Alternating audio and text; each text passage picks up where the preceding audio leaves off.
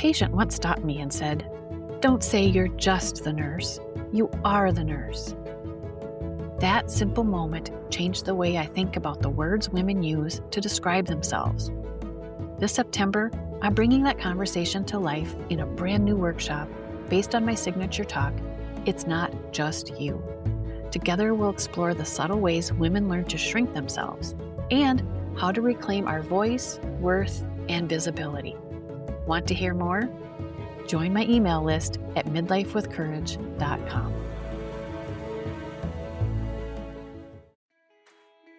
You are listening to Midlife with Courage. This is where women in midlife come for inspiration, motivation, and sometimes a little education to help them live more boldly. Don't forget to hit that follow or subscribe button so you don't miss an episode. Now let's get started. Hello, everyone, and welcome back to Midlife with Courage. I am Kim Benoit, your host. I am so happy to have you all here listening with me today, and I'm also very happy to have my guest with me today. Her name is Sandra Wood. Welcome to the podcast, Sandra. Thank you. I'm excited to be here. Yeah, Sandra, you are a coach for midlife women, and we're going to talk about that. But we're mainly talking today about how the best relationship is our relationship with ourselves. And you have a story about quietly losing yourself. Or maybe not so Yes. quietly. Well, yes. I mean, I think that a lot of things happen for us women. And I think that a lot of times we quietly lose ourselves and we don't really know it's happening. And for me, it wasn't such a quiet awakening. I got breast cancer. And so that woke me up to be exploring my life. But I think a lot of women don't necessarily have like a crisis, but they just kind of wake up one day and they look in the mirror and they're like, I don't know who I am. And there's a sense of feeling lost. And also it's kind of a redefinition of identity, right? It's like, who am Right. I now? And I would just say that it kind of happens in small increments and it happens in all the ways like us saying yes when maybe we mean no, or, shrinking to keep the peace if things, get spicy in relationships. And I think we just get so good at managing everything that becomes our identity. And then I think that's the day where you look up and you're like, what just happened? And I think part of it is just like 1,000 small surrenders of things we weren't aware of, right? I love how you put that, 1,000 small surrenders. Yes, yes. So Yeah. then one day we kind of look around, it's like, what has happened and why does it take so long? And I think part of the reason why we keep doing it and how it goes on for so long is because we get rewarded. Like maybe we get promoted at work, we get praised, we get called dependable and strong and capable. And no one's like really pulling us aside and saying, hey, you're disappearing, right? Yeah.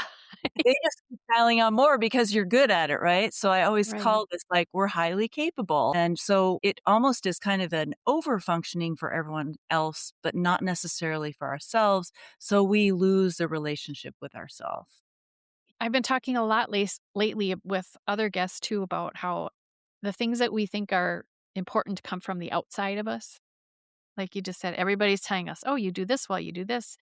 Uh, And we get to that point where we think, wait, I need to look here. This is yeah. what's important. Yes, yes. I talk about the internal landscape a lot. My favorite quote, so I became a coach in 2005, and then I went through a big life journey, and here I am again.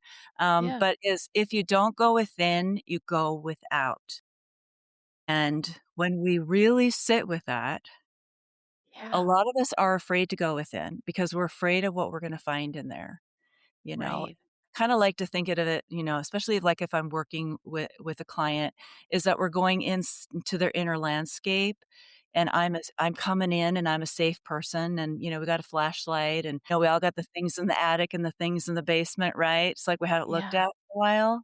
So it's just like being willing to go in there and see, well, who am I now? And what is this all about anyways? And do I like how things are going? And are these relationships healthy? And where am I in all of this? Yeah. Yeah. The stuff inside is scary stuff. It really is, and that's why we avoid it. That's why we get so caught up in the external because we can see what we're doing. We can see, "Oh, there's a need. I'm gonna go meet that," and that makes me feel good, and I'm not saying that as women we shouldn't, feel good about serving others, but it really should come from that place of that we want to, not that we were told to or that we were trained to. It should come from that place of really our own authenticity which, that is like, well, what is that? I came across that when I was 40 and when I went through breast cancer. I had the message strongly that I wasn't living my life for myself, I was living it for everyone else. And Hmm. while that all looked good on paper, my body was letting me know, "This isn't working for you." Yeah. So let's dig into that a little bit. What did your body tell you? How did it tell you? Oh my gosh. Well, first of all, I was going through treatment and, I went into like a victim state for a little while because it was like, oh, poor me. And, this is terrible. But then I was like, this is not sustainable. Like, I'm not a victim of my life. This happened. And maybe the best thing I can do is start to explore why this happened. And so I had an experience where I was standing outside, like my front yard.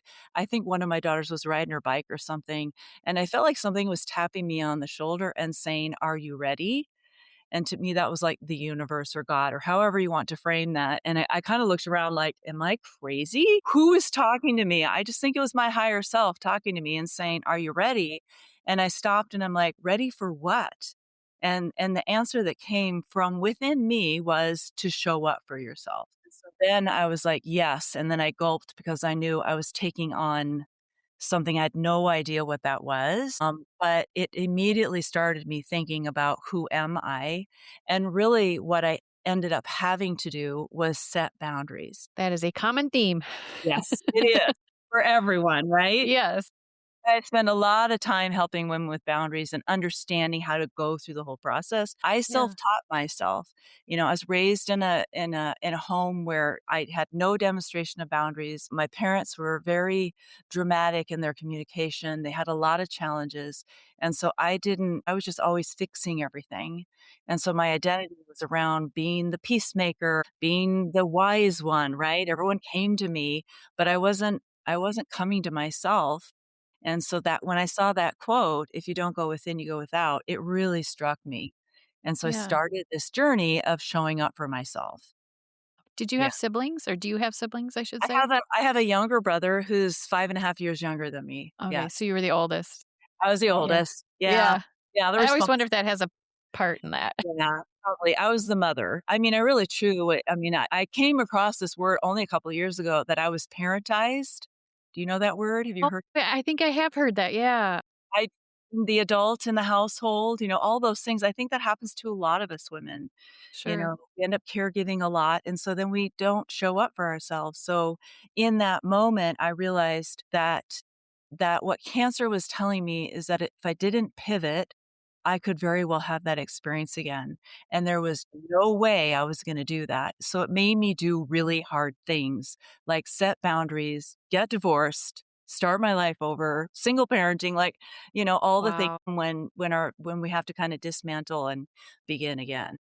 Yeah. Yeah. That yeah, it's the boundaries is a huge thing for all of us, but yeah, Yes. especially certain types of us, but yeah. So and I don't know why it is, but a lot of my guests Mhm. tell me that they've ended their marriage and Yeah. they needed to. It was a good thing. Yeah. Yes. And I've been married a long time, Mhm. and I will admit there's been times I've considered it, but we're good. We're good. Yeah, yeah, yeah. Well, marriage is hard, period. Yeah, it is Yeah. hard. It is hard, but Yeah. Yeah. Yeah. can we just talk about that a little bit? Yeah. Yeah, Or I'd can love you talk about it? that. Yeah, yeah. I'd love to Yeah, talk about that. I mean, for me, when I got married, I thought that was I mean, in my mind, it's a one and done experience. mhm. But I was also 22 and, we changed and grew up in our marriage. And so even when it got challenging, I still thought it was doable, and workable. But I think the biggest point for me when I started to realize, oh, we're on different pages is when I asked my husband after cancer, where do you see our lives in the next 20 years? And he said, oh, well, exactly like this. And I knew that I couldn't do that. And so, we went to therapy and I mean, I gave it everything I could. It just, Yeah, he didn't. And yeah, he didn't want to do the work. He wanted me to be the Sandra that I was before cancer. and Mm, he didn't really want me to have boundaries, and of not a course. bad human, I Yeah. just kind of a typical man in a lot of ways. And so that led me to that place. And I think the part that is why a big part of why I realized I wanted to move on was that I didn't want my daughters to see that you just settle and then you have to stay small in order to stay married. Now, if I could have been me and we could have worked through that, then there would have been no reason for it. Yeah. And every time I work with a woman who is dealing with relationship challenges, I'm all about let's not throw the baby out with the bathwater. Let's really see what's here, because a lot of times there's very workable situations and ways to change and grow. And a lot of couples are able to do that. They Mhm. get to a certain age, they regroup and they carry on, but it was just not an option for me. And I think that happens to a lot of women. I think when my husband said, "You're not who I thought you were," I realized that I had the same statement about him because I thought he was a much more emotional, spiritual man, and he Yeah. basically was telling me, "I don't wanna be all that." So that was really where I came to the terms of, okay, well, I'd really like to have that relationship and the beauty of him. And I mean, I still love this human because I have these amazing daughters, and I hold that with great reverence, and I think he doesn't know what to do with that. Good or bad. It's like, "No, it's not bad at all. It wasn't sustainable," but I Yeah. just feel like what the benefit of that marriage is that it really taught me what I did want moving forward. Sure. And that's what I always work with when we're talking about relationships is you have to know what isn't working so you don't go recreate it again, because we go back to the familiar, and I've had a lot of women say, "Why do I always pick the same person?" It's like, well, because we didn't deal with what happened in the past and what your patterns are, you Yeah. know? So for me, I understood that enough to know I want this kind of man. And I always say, what you wish for, you do get. And Yep. so I really wished for an emotional man because I didn't have one. And now I really have that.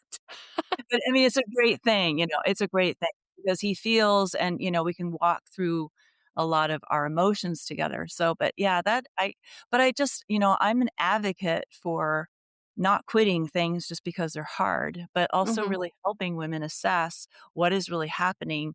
And I think a lot of times what women can discover is that it is a quietly abusive relationship.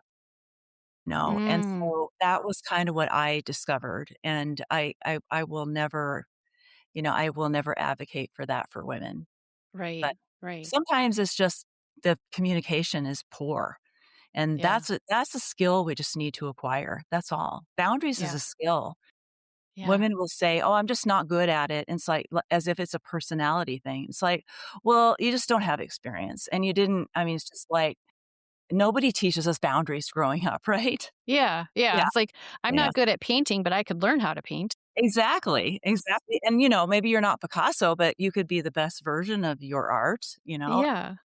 Yeah. we don't need to compare, but yeah. Right, right. Yeah. No, boundaries is a hard one. Yeah. Thank you for sharing that. I think Mhm. you're the first person I've actually asked that about Yeah, because I've yeah, just been noticing that comes up a lot, but thank you. yeah, yeah. Yeah. So how do we you say you've rebuilt yourself more than once with everything that you've had happen. How do we go about that? Okay, well, how we go about that is, for one, we start to spend a little bit more time with ourselves. So if our whole life is built around being busy with other people, we start mapping out a little bit of time to go on a date with ourselves. Yeah. And that I mean, it can be, I'm gonna go window shopping. I mean, it doesn't have to be something super deep and woo woo, but it is just this intentional time to be with self and to get comfortable with self. I think that's a great starting place for all of us. And I catch myself a lot of times like, oh, I need time with myself. And it might just be that I make myself a really nice meal. My husband travels a lot, but it's getting comfortable with ourselves is really kind of the beginning piece. And then it is really starting to ask ourselves, what do I desire? Like, what do Mm, I want? What do I desire? What do I need? What do I want? And I know when I got divorced from my first husband, I didn't even know me. Like, I didn't know what I liked anymore. Like, did I like scrambled eggs or, because we do things with other people, right? And it sounds kind of yeah. silly, But it's No. just, like, really just getting in touch with those pieces, and then I think that the other parts of that are really kinda just evaluating what makes you feel good and what doesn't make you feel good. You Yeah. know? So we can simplify this. "Oh, wow, I went and hung out with a friend I've known for 20 years. It never makes me feel good when I leave.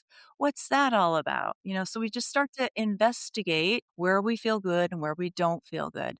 These are just Mhm. really simple places to start with just getting to know ourselves, and I think that's why you said it's scary because what's inside there might be things we haven't looked at in a while, or there might be a lot of dysfunction there, and we've just dealt with it because it's just how things are. Yeah. And I think that's where coaches and, or different, helpers can come in. Maybe therapy would be a good thing for you to unpack some of those patterns or things that came from your past. Maybe it was a lot of trauma. It's time to take a look at it. Or maybe it's just simply that you want to understand yourself better and, like working with a coach or even, having open conversations with people that you care about that could listen. Those are Mhm. different ways to start. Yeah. Yeah. How about you, Kim? I'm curious, like, how have you built a I mean, you obviously don't have this podcast and do this work without having done it for yourself. I'm curious about you. Yeah, no, a a friend of mine turned me on to meditation a few years ago, and that was a starting point, and just turning into my own energy and thinking and kinda what you just said is, what makes me happy, what lights me up, what brings me joy, Yeah. and really paying attention to what my body tells me, Yes. because if I'm in a certain situation and I can tell when there's something not quite right, I can feel it, Yeah. my Yep. stomach clenches or, whatever, and then Yeah. I start asking myself, "Okay, what's going on there? What is that all about?" What is it all about? I know I Yeah. always tell a story. I have daughters and, I read them this book called Madeline. I don't know if you know that book, but there's a Yeah. where in the middle of the book, the nun sits up and says, "Something is not right." Well, I think we all have the nun inside of us that is nudging us like, and when we can Yeah. start to hear those little uh-uhs, then we can spend some time with that, and I think Right. contemplation is undervalued, which meditation Mhm. bring contemplation, but just even sitting with something that I think of it like a thread, like that nun sits up and says something is not right. We can get curious about that and we can start Yes. to investigate it. And when we do those kinds of things, we start to discover more about ourselves. And, me to leave a marriage was super hard because on paper it looked good, but I had already created that something is not right and I kept unraveling it. And what I found underneath it is this isn't the life I want to have because I am this woman here. And Yeah. so I think it's those pieces of, and yeah, listening. I mean, my body gave me the biggest message ever, Yeah. You right? had the Yeah, billboard. exactly. And I think when women are experiencing burnout, I mean, their body is telling them, "I cannot go. You're beyond capacity. Please stop. Give me a minute to catch my breath." And I think that taking that pause is a brave thing to do, and it's a really healthy thing to do. And I think for a lot of women, just knowing that it can be done and you won't collapse and you'll be okay if you start to figure out who you are. And this is Yep. why I love working with women because it's like, first of all, you're not broken. Right. So you just have patterns that are running and things that may not be working. And maybe you do have a lot of experiences and traumas that have been very hard to get through. And I will never deny a woman's, experiences. But the other piece is that you're a diamond too at the same time. Oh, love that. And I think every human is a beautiful soul, even if they're a very lost soul wandering the earth creating chaos. I still think there's Yeah. something there, but I just think Right. that if women really sat with loving themselves and sitting and being tender with themselves, and that's why I like sitting with women because I can show them through my own words and my own vision of them that they are that, then they can start to see that in themselves. And when you start to see that in yourself, it becomes easier to say no. It becomes easier to do the things that you've been called, like the big thing that you've always wanted to do because now you feel grounded in yourself. And Right. the attic and the basement isn't scary anymore. It's just who you are. It's Yep. just all the pieces of who you are and who you've been. Yeah. And yeah, it doesn't look pretty sometimes. It's No, that's okay. I've had some people who I've talked to. One of my first podcast guests, I always think about her. She was telling me about some things that she did, and she really minimized the fact that she had created this business that was successful with her husband at the time, and she raised some kids. She had daughters, and she just, as she was telling me that, she just kind of minimized it. And I said, "Now wait a second. Uh-huh. You just told me that you did this and this and this, and those aren't little things. Those are big things." Mhm. So I think it's really important to point that out, help women realize that, Yes. you I know, know what's we it. ahead, right? Yeah, yeah. Just look what you did, and now you can just run with it and have that confidence within you. So, yeah. Yes, and I think on the flip side of that, we can also look at all our experiences, and some of them are, not so positive that Mhm. that's just it's like to think of that experiences with awareness is earned wisdom.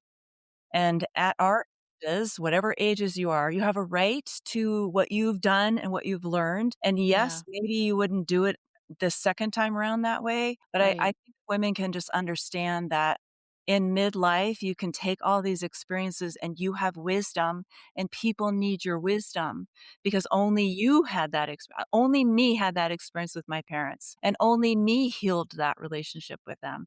You know, Mhm. that when they passed, I had said everything and they had said everything. So that's the beauty of what we can offer other women too, is our friends can hear those stories, and we can convert all all those challenges into something we learn and something we're carrying forward instead of staying stuck in the narrative and telling it over and over again and being mad at everybody, right? Yeah, That's yeah. exhausting, and the It body doesn't is. like that. The body doesn't like that. No, no. Yeah, it's like, when you're just having those negative thoughts, your whole being just kinda shrinks down, and you could just feel that, and Yes, yeah. I yeah, mean, it's fine to be able to express things, but I yeah. just think that a lot of times we recycle, you know, Yes. recycle the expression. And when you hear yourself, I mean, that's what that I think what I found myself doing when I was going through cancer, I was recycling that I was a victim of this. And it was like, stop, no, and I could just see where does that get me? It gets me small. And I Yeah, was deciding to play big. And I think your whole podcast is here to help women. I think all of those reiterations of ourselves is courage. yes, All hard things that we've done, and the more we do it, the more we realize we're capable. So when the next exactly. thing comes along, we're not collapsing. We're like, "Well, I freaking don't know how to do this thing." But I just did that thing, and that's gonna help me. And I mean, and everything builds on it. And I think you're right. I think as women, we forget to stop and go, "Girl, that was badass." We do forget that. Yeah, sorry. I hope swearing is okay here. That's okay, we don't worry about it. Yeah, it's just that feeling of like, "No, you're awesome." And I think I have to pause sometimes and remind myself what I just did too. Yeah, It's yeah, very human to forget. for sure, for sure. Now you have been coaching since 2005? Mhm. That seems like a long time to me, because I've seems like I've just heard about coaching in the I last know, isn't 5, that 10 years, crazy? maybe most? Isn't that yeah, Yeah. it's really interesting. I had a friend offer me a book called Coactive Coaching in 2005, and I read it and went, "Oh my god, this is what I've been doing." Because, I mean, a lot of people discover, "Oh, I'm a coach," and you also see how people have been in your life. Like, you are that person that people feel comfortable talking to, and gave me a framework of how to do it healthily, not codependently. And so I went through certification and did that like right after cancer treatment and opened an office, hung my shingle, and I called it Inner Path Coaching. Nice. And so no one even knew what that was, but word of mouth happened, and Yeah, I saw everyone and everything. Now in coaching industry, you're niched. You have this population you work with, so people can find you, right? But I yeah, saw everything. I had men and women, all ages, all experiences, and okay. it was going well, but I didn't know how to be an entrepreneur. I knew how to be a practitioner. Sure. And back then, no one taught you how to do any of that stuff. So I was Yeah. charging, very minimally. And then I got divorced, and then I was single parenting, and the stock market crashed. So I had to take my coaching skills into employment. And Sure. so I ended up in nonprofit in like leadership management. And so I just Okay. coached all of my staff, in a professional realm. Sure. But it just kept going and kept going. And then in 2020, I was an oncology manager in the healthcare system. And when the healthcare system went, so did I. Gotcha. Yeah. And I Yeah. came home and said, "I can't work for anyone anymore. I gotta go back to doing this full time, but now I need to know how to be a business owner, entrepreneur." So that's Yeah. layer. But yes, and then coaching, I would say really in the last 5 years has become much more known as a thing, but I just like to say I'm an Yeah. OG, you know, Yeah. I think, new coaches, nothing wrong with that, Mhm. but I'm also telling people to be very discerning, just like you'd be discerning hiring a doctor or a lawyer or a therapist. You have a right to ask questions, and if it's not a right fit, don't do it. Yep. There's your boundary. Say Boundary. no. Exactly. Yeah. It's been part of my mission here, Yeah. it's I have a skill.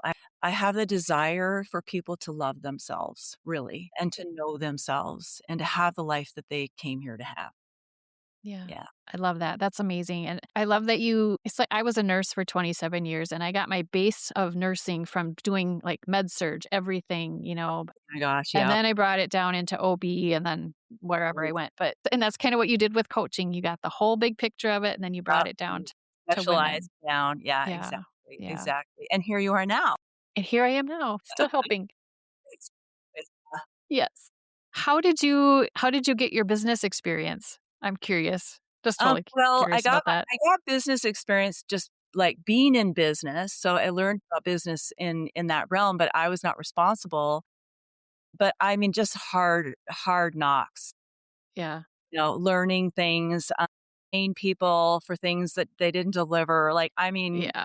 it's a mess, it really is, and now I'm, like, 5 years later, and, like, I get it now. You got it. But it also made me develop skills I didn't have before. If Mm. you work for other people, if you're a nurse or, if you're, I was a manager and, I didn't know how to do any of those things. So I just started from ground zero and, a lot of it's self-taught. And then a lot of it is, you hire people to help you with those things. And I didn't have great discernment in the beginning and now I do, so the teams helping me and my youngest daughter is a business coach. Oh, nice. There you go. This is what happens when you grow up with a mom who's a life coach, you become a coach Yeah. too. You become a coach too. Yeah. Yeah. I love that. That's awesome. I love that. And you said you couldn't work for other people now. I was just having that conversation with someone like I am unemployable because if I had to go back and work for someone, Yeah. Yeah, especially after all those years because you put up with so much, right? yes. Yeah. And I'm not saying any of that for me, none of that was negative, but what I Yeah. found in the end was, I was working for, a cancer center that was very male dominated, and then all the women did all the work, and I just think the system didn't know how to pivot through all of that. And I am an advocate style person. So I Mhm. started advocating for my team, and that was not well received. And the gaslighting started happening and just, it went wonky. Yeah. And I'd had those things happen before and I had to pivot. You make it work. But that moment was just like, I am too strong. I'm too loud. I'm too big. I'm not going to fit in this model Yeah. and do all the small things you want me to do and shut Yeah. my mouth. Yeah. So, bye. I couldn't do it anymore. And quite Yeah. honestly, I have coached a lot of nurses.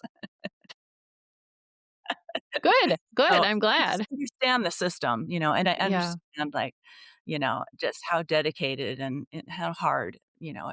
everyone works in all those tracks. But anyways, Yeah. yeah, I just Yeah. and I it was a big deal for me to come home and tell my husband that, you know, I bet. I bet. "We're not gonna have this income." And he was like, Yeah. "Okay, we can do it." So, Nice. Nice. yeah, yeah, Yeah. Something similar happened with me too. And I kind of got the same, like, oh, okay. So, what's your plan? yes, So, yeah, good. Awesome. yeah, So, we kind of got off on a little tangent there, but I yeah, still we liked did it. it. It was good. See, I never know where these Yeah, that's the conversations are going to beauty of go. it. Yes, exactly. So, to the women listening out there, If they're in this space where they have lost themselves, what would you tell them the first thing to do? Mm. Uh, I will ask them to figure out what their values are. Like, go there. What are your values? And then I also have women start thinking about, and this sounds kind of like a weird aspect, but it kind of helps us know ourselves better to understand what your non-negotiables are. Like, Mm, what if you're done negotiating in your life right now? Because it kind of strips down, like, I think we find ourselves when we extract the different pieces. So when we get to know, like, who am I? What do I value? And what are my non-negotiables? It starts to create a movement that can begin to help get more clarity on where you want to move moving forward. And I think also if women are overperforming and overcompensating, I always say your competence becomes everyone else's convenience, so it's like, how can you pull your away from all the things you really don't want to do anymore? Because yeah. then you will find yourself. So, and when I say, what are your non-negotiables, it might just be I am mapping out 3 hours a week that I'm taking walks, or I am a woman who takes care of herself, so therefore that means I take walks every week. And then in those weeks, maybe I'm spending time, you know, thinking about things or contemplating things, reviewing things. Those are just great little ways to start. Sit down on a mat and put a timer on your phone for 5 minutes Uh-huh. and breathe and notice all your thoughts and notice what you hear and notice what you sense. Those are just some ways to just take a pause. And Yeah. really, this is taking a pause. And I can give you all the different things, but I would just say pause for a minute. I love that. Yeah. And 5 minutes doesn't sound like a lot, but when you're sitting in 5 minutes, it's a lot. Oh, yeah. That's why I never tell people, oh, start with a 30-minute. Don't start with 30 minutes, Mm-mm. 2 minutes, even 1 minute. Like, just Yeah. make it, a lot of people are like, I can't sit still for 1 minute. Well, I think you can You can. because You use can this do anything. a lot of other people, right? Yeah. Yeah. Right. Yeah. Right. Yeah. Awesome. Well, Sandra, if people are interested in learning more about you and what Mhm. you in your coaching, where would you want them to check that out?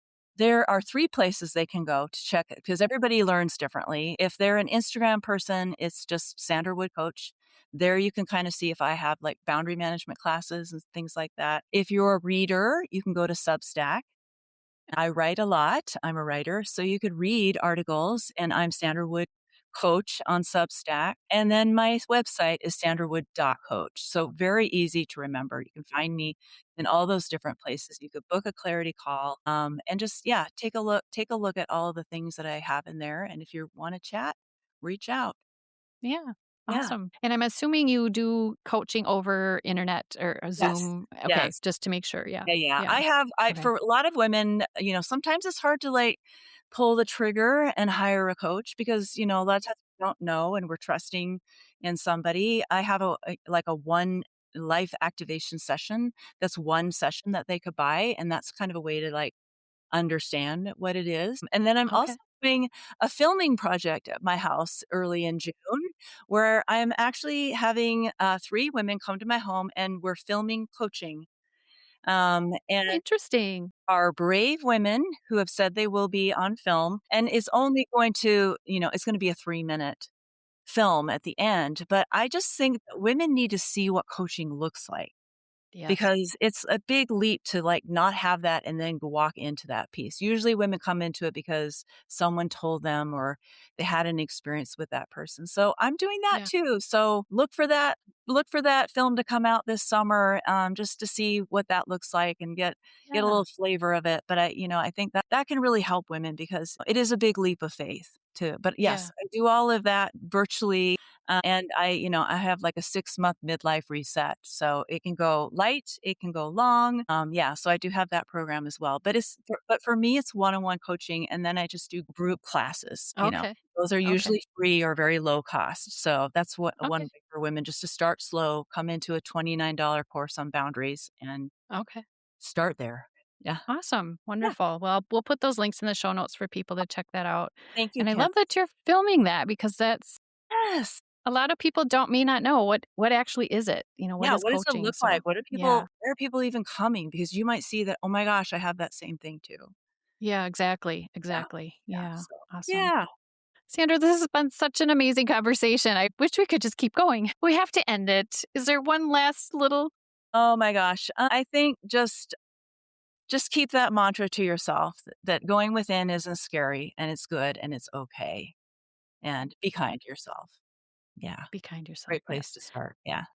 Well, thank you so much. We will talk to you soon. Thank you for listening to Midlife with Courage. If you liked what you heard, I would love it if you would leave a review, or even better, send a link of this episode to a friend. Until next time, take care of your beautiful self.